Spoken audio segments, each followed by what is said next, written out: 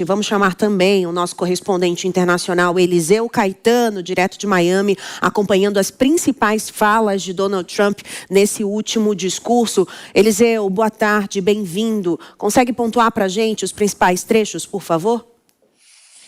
Oi, Márcia, muito boa tarde para você, para os nossos companheiros aí no estúdio da Jovem Pan em São Paulo e para todo mundo que acompanha em tempo real as principais notícias do Brasil e do mundo. A gente vem chegando ao vivo direto dos Estados Unidos. Quem nos acompanha pelas plataformas de vídeo consegue ver aqui ao meu lado a cerimônia que acontece agora, neste momento, ao vivo, direto da capital americana, Washington, D.C. Donald Trump está falando ao vivo, participando de uma cerimônia chamada de Medalha de Honra, lá na Casa Branca. Ele está entregando condecorações a alguns soldados do exército americano e, claro, aproveitou para falar sobre essa operação, a fúria épica que segue acontecendo lá no Oriente Médio. Esse evento começou agora há pouco, por volta das 11 horas da manhã, pelo horário local aqui nos Estados Unidos, portanto, meio-dia pelo horário de Brasília. E essa medalha, ela é concedida a profissionais considerados aí de alto valor, de valor extremo, que fazem acima do dever ou além do dever, como disse o presidente Donald Trump agora há pouco. E aí ele está utilizando desse espaço, que obviamente está sendo transmitido por quase todas as redes de TV no mundo inteiro, para falar sobre essa operação militar que está em andamento. Então ele, entre uma condecoração e outra para um soldado do exército americano, que não necessariamente, Márcia, tem a ver com essa operação que está em andamento, tá? Por exemplo, agora mesmo ele está falando sobre um soldado que participou da guerra do Afeganistão, ou seja, em 2013. Inclusive ele falou aí um trecho sobre esse homem que se lançou sobre um homem-bomba para salvar a vida de um aliado. Ou seja, infelizmente ele acabou falecendo, não resistiu aos ferimentos, morreu no ato, salvando vidas em combate. Então ele está recebendo a medalha póstuma, né? Os familiares dele estão lá acompanhando. Quem também vai receber essa medalha, por exemplo, Márcia, é um comandante que foi para a guerra do Vietnã. Ele liderou os esforços que salvaram vidas de pelo menos 85 outros militares. Então, Donald Trump está utilizando de um evento militar para homenagear militares e entre uma condecoração e outra, ele cita a questão envolvendo o Irã, a questão atual. Então, para a gente não misturar as coisas, não misturar as estações, essas medalhas estão sendo entregues hoje, reconhecendo atos e bravura em diferentes guerras e eras, para destacar, segundo a Casa Branca, o legado do heroísmo militar dos Estados Unidos. Agora, é claro, ele falou sobre o Irã, né? E aí ele disse que é importante destruir o programa nuclear iraniano, né? Quando ele falou ali que é preciso impedir que o Irã desenvolva uma bomba atômica. Donald Trump também já falou sobre a questão de eliminar o arsenal de mísseis balísticos e instalações de produção. Essa questão dos mísseis balísticos é um outro ponto muito sensível durante as rodadas de negociações que estavam acontecendo, negociações indiretas com a mediação de Oman. A questão do ponto balístico, dos mísseis balísticos, perdão, foi realmente ali amplamente discutida e não se chegaram a consenso nenhum. Inclusive os mais próximos dessas negociações chegaram a dizer que foi exatamente ali que travou, porque o regime do Ayatollah Ali Khamenei não queria abrir mão nem do arsenal nuclear, tampouco dos mísseis balísticos, mas sobretudo da produção desses mísseis balísticos que são considerados de capacidade intercontinental, ou seja, atravessam ali longas distâncias.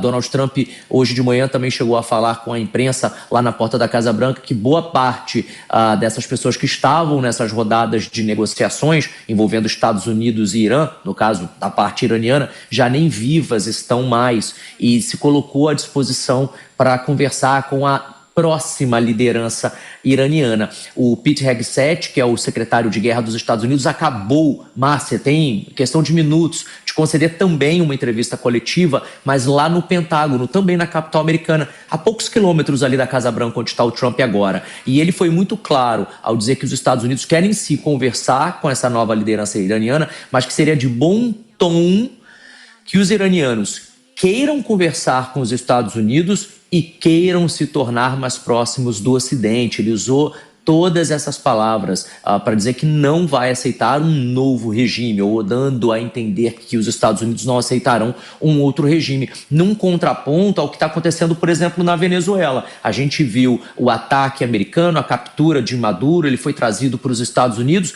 mas lá o regime continua em vigor, um pouco mais aberto, obviamente, ao Ocidente, com os ouvidos mais próximos ali de Donald Trump, digamos assim, né? Inclusive, aqui nos bastidores do poder na capital americana se diz que Donald Trump dá ordem aqui e os irmãos Rodrigues cumprem lá na Venezuela, mas por lá, no dia a dia, a vida do morador pouco mudou, porque o regime continua se valendo.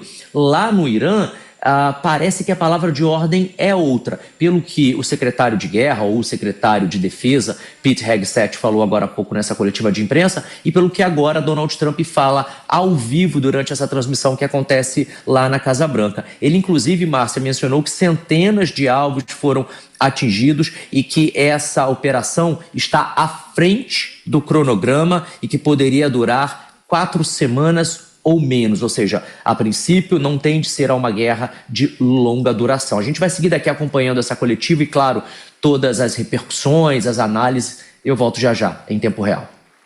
Eliseu Caetano, pelas informações. Vamos chamar os nossos analistas do dia também, a Cássio Miranda e Mano Ferreira. Bem-vindos, boa tarde. A Cássio, estratégico e marqueteiro. Donald Trump fazer uma entrega de medalhas no meio de um conflito como esse. Medalhas condecorando militares. Realmente o mundo olha para isso e, meu Deus, eu estou assistindo isso mesmo? É o que eu me coloquei nesse lugar agora, vendo isso. Boa tarde, Márcia. Boa tarde, Mano. E uma boa tarde especial à nossa audiência.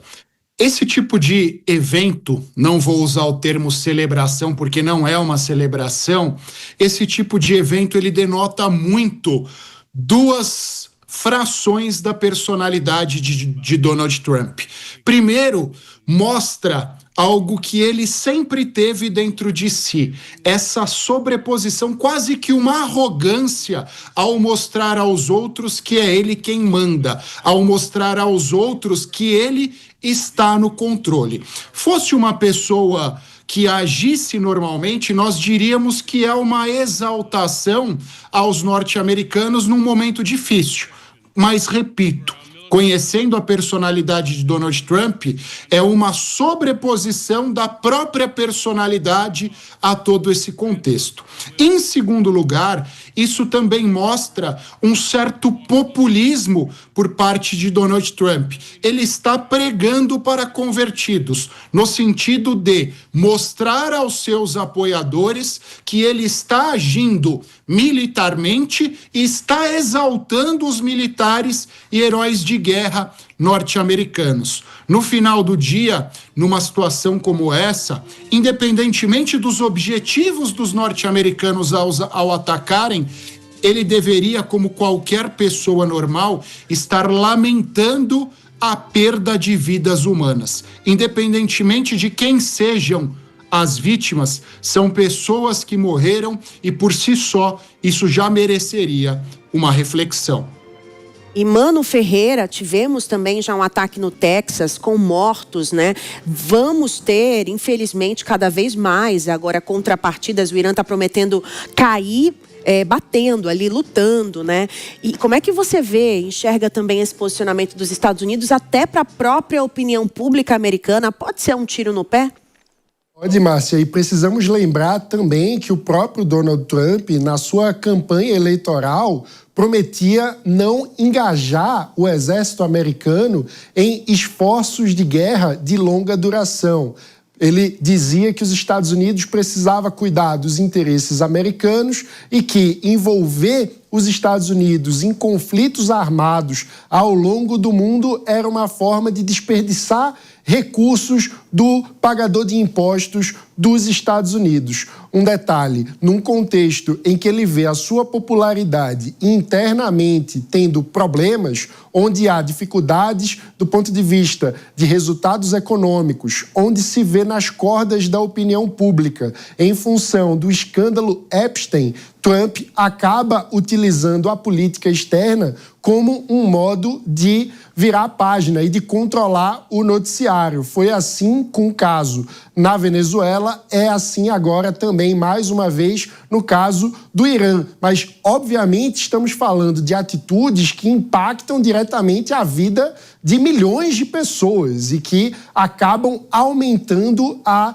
instabilidade política e também militar, não apenas no Oriente Médio, mas como você bem relatou, Márcia, com episódios de intolerância e violência dentro do próprio Estados Unidos. Isso é muito complicado porque quando nós substituímos a negociação e a diplomacia pela lei do mais forte, tudo pode acabar saindo de controle e aumentando o risco e o perigo para toda a humanidade. E a gente quer também a sua opinião. O ataque no Irã pode elevar os preços aqui no Brasil por conta do petróleo, que já subiu quase 14% do início desse conflito até agora? A gente tem uma enquete acontecendo no youtube.com/jovempannews. Temos também o nosso WhatsApp no 11 9 13 25 80 55, nosso canal direto com você. Manda a mensagem, manda a sua opinião, que ao longo do programa eu vou ler alguma.